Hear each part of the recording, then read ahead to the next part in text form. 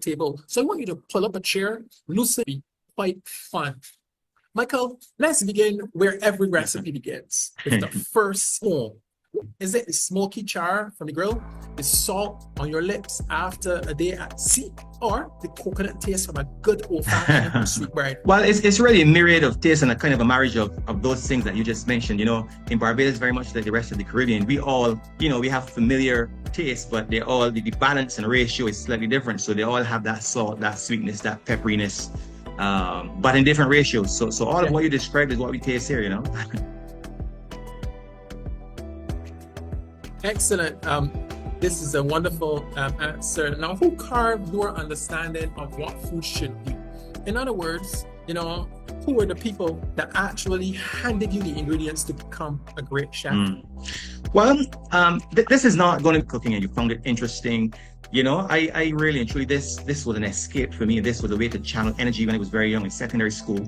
I one day just went to the head teacher and said, look, I want to do something extracurricular apart from what I'm doing at school, you know, and she came up with a couple of options for me. And one of them was the opportunity and ability to work in a hotel kitchen, and the other was to do with the engineering opportunity. You know, I thought the hotel because I figured I was going as a guest and I would enjoy it, you know, but I was in for a rude awakening, and the camaraderie to me is what drew me to that space. And I felt the vibe, and I felt as part of a team for the first time outside of school, and that's really what drew me in.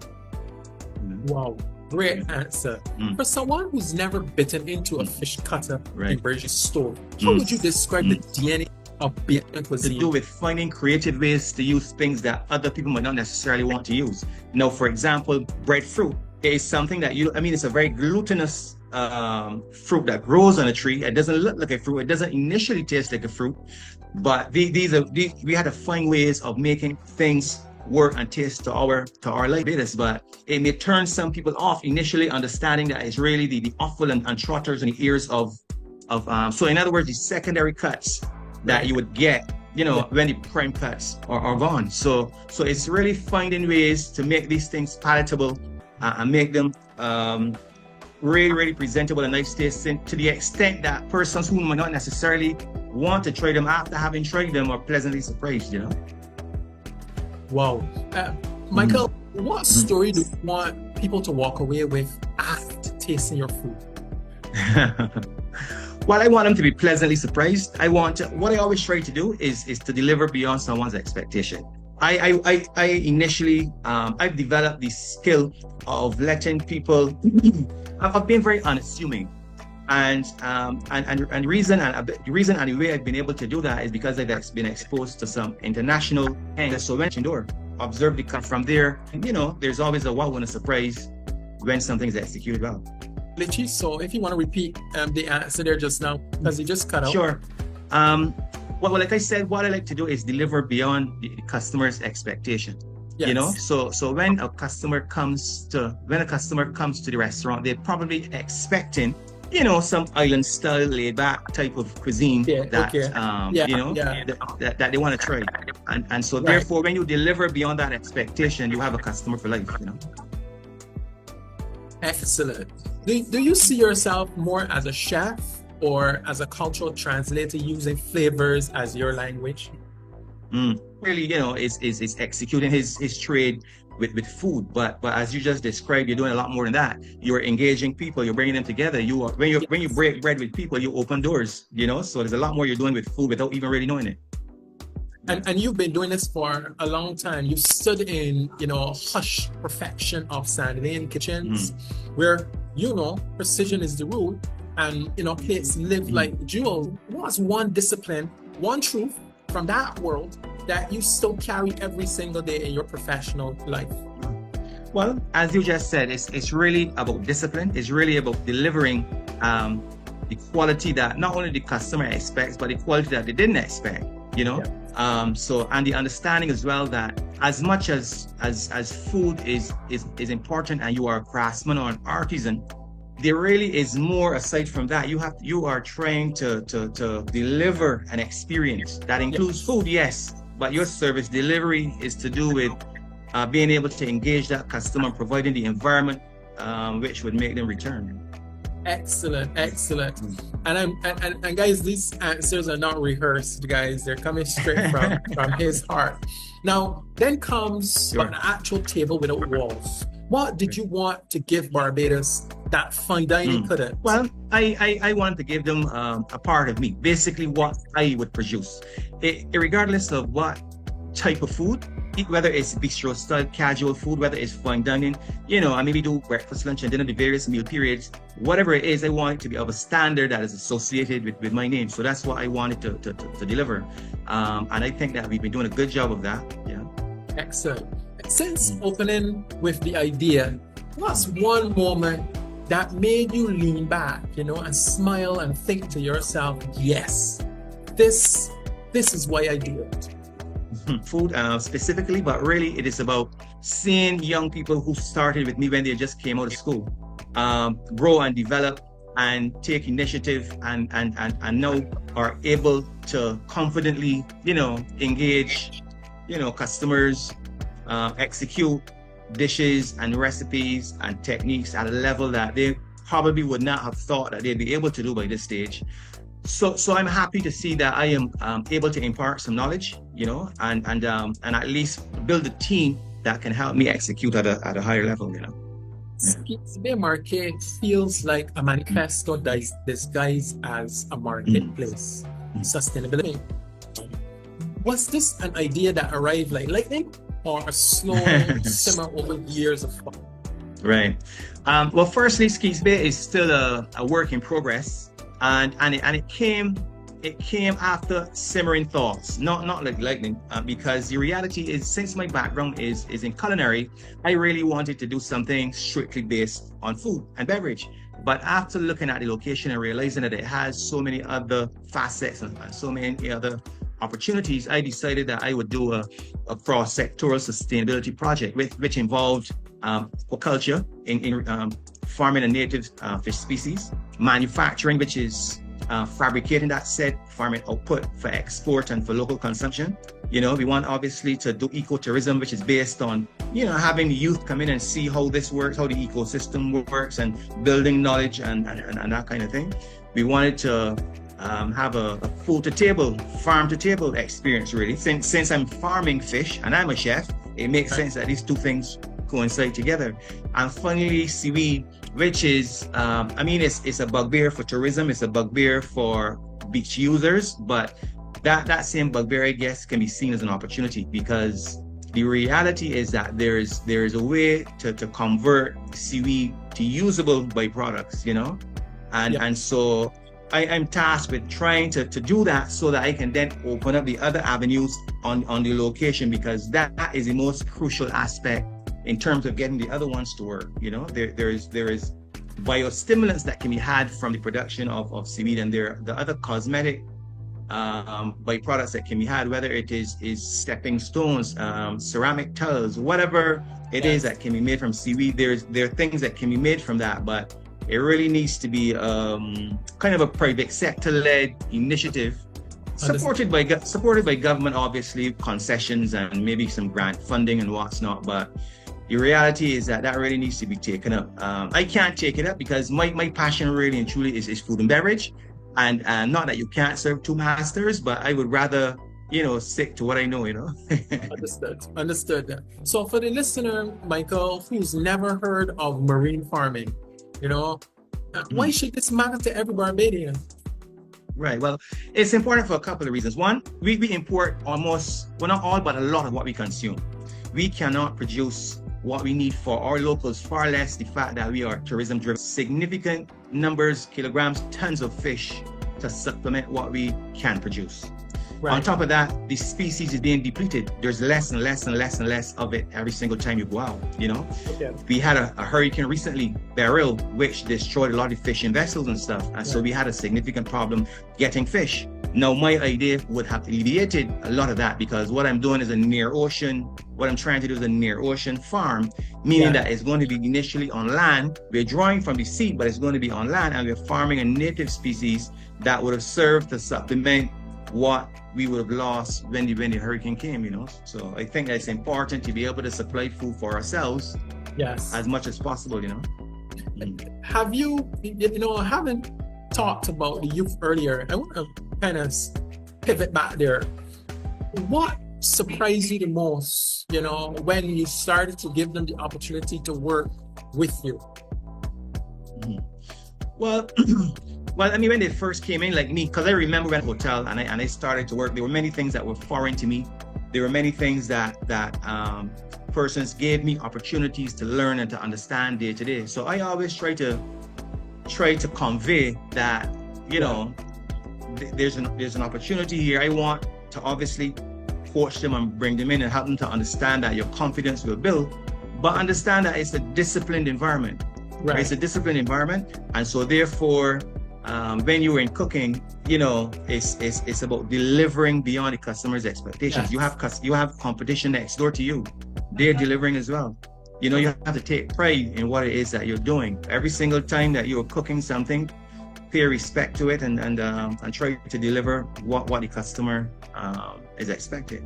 Yeah. Well, I'm not a chef. I used to cook, but for me, food is still a passport. It's stamped with memory. One bite can take you 20 years into the past. So what role do you see food playing in keeping culture alive? Well, like I started by saying, we in the Caribbean diaspora and all the individual country Caribbean, we have our own native dishes. But to be honest, as much as we're small islands, we're still one community. And the reality is that all of us have one history. And that's why what we have is so similar.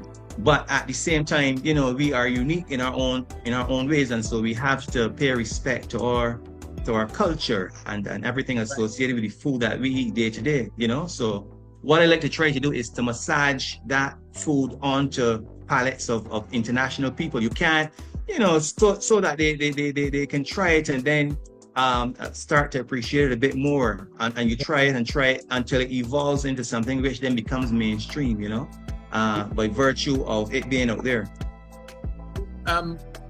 I get that. Okay, so when you reinvent our conversation, exciting for me. So excuse me if I seem to have cut you just now. When you reinvent a traditional Caribbean dish, how do you protect its soul?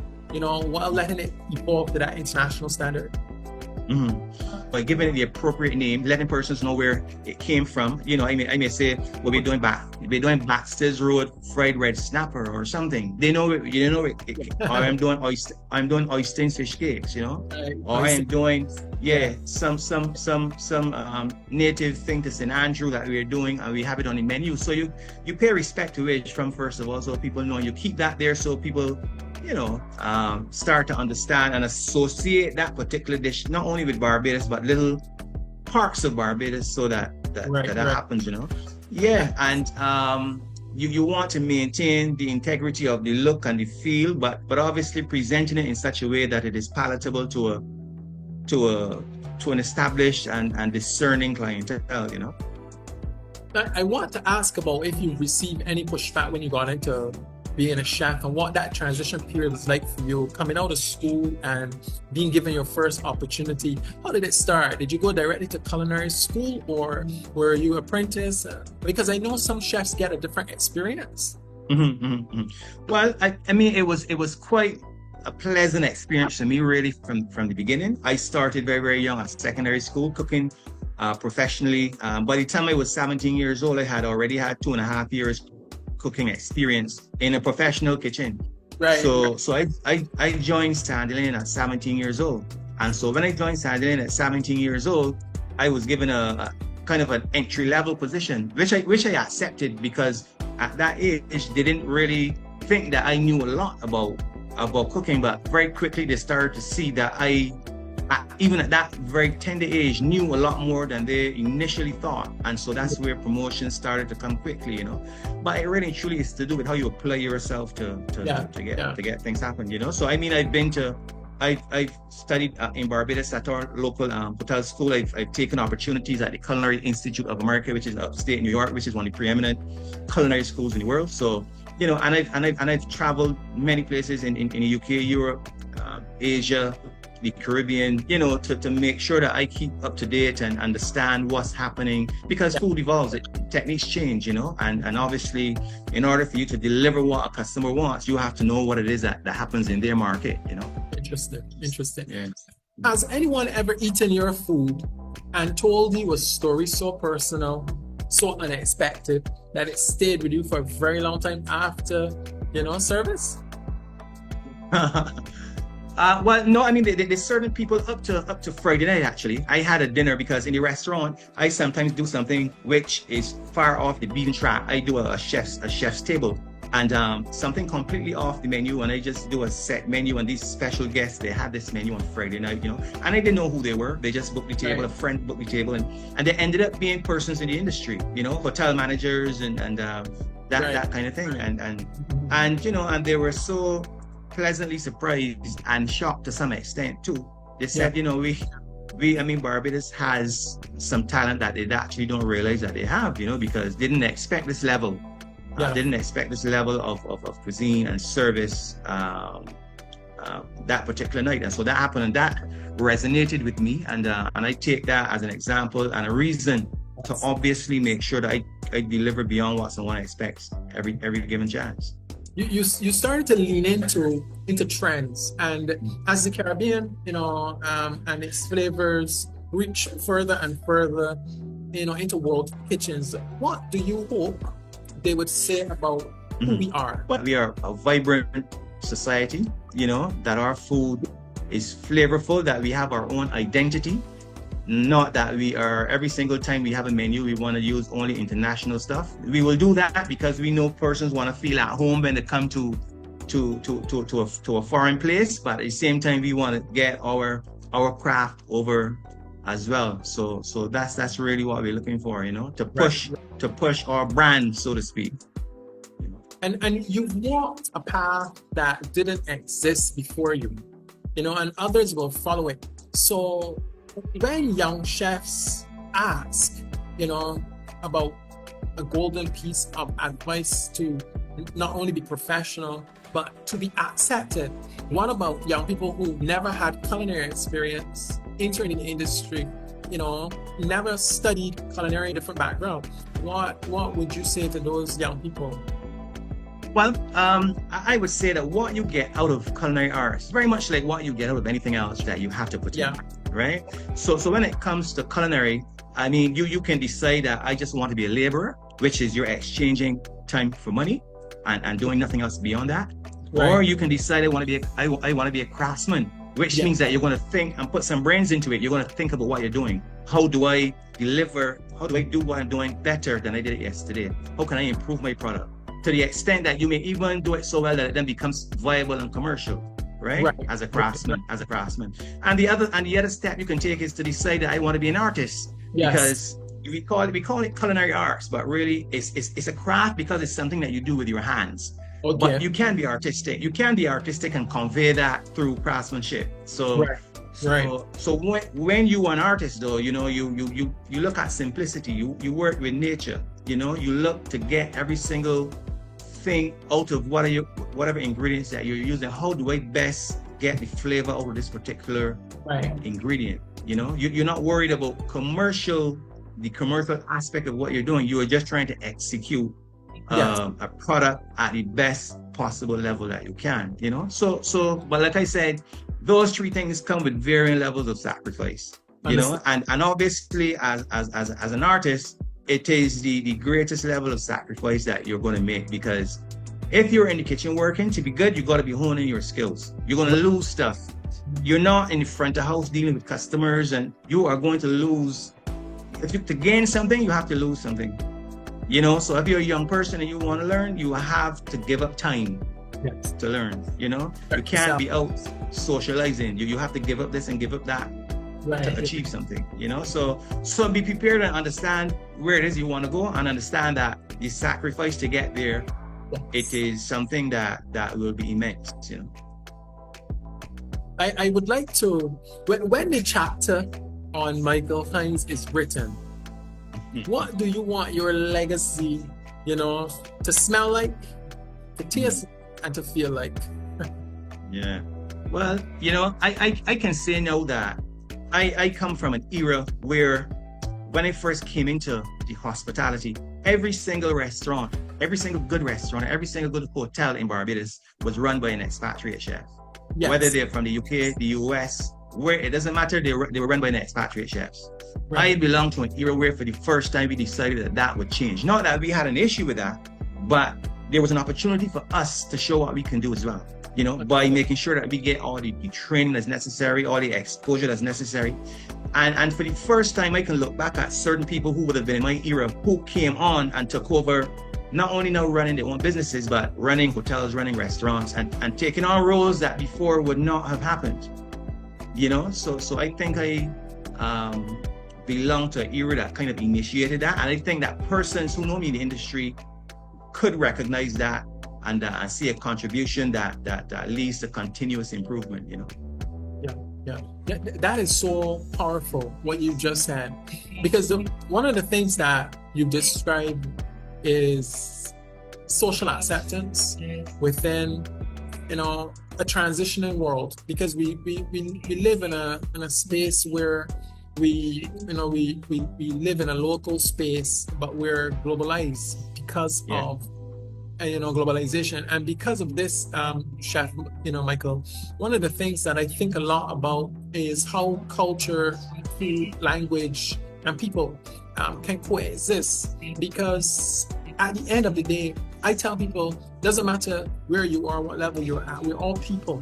When you're sick, you go to the hospital just like anybody else, and being in Brazil taught me that, because it was the most humbling experience for me. What it taught me was how to use what I had, what I knew. Unfortunately, sometimes in certain spaces here, we're not given that opportunity to use what we have. As a matter of fact, sometimes we feel that we're at a disadvantage because of what we don't have. So how did you transition from being a chef to being a chef owner and business person in Barbados? And that's the last question. Sure.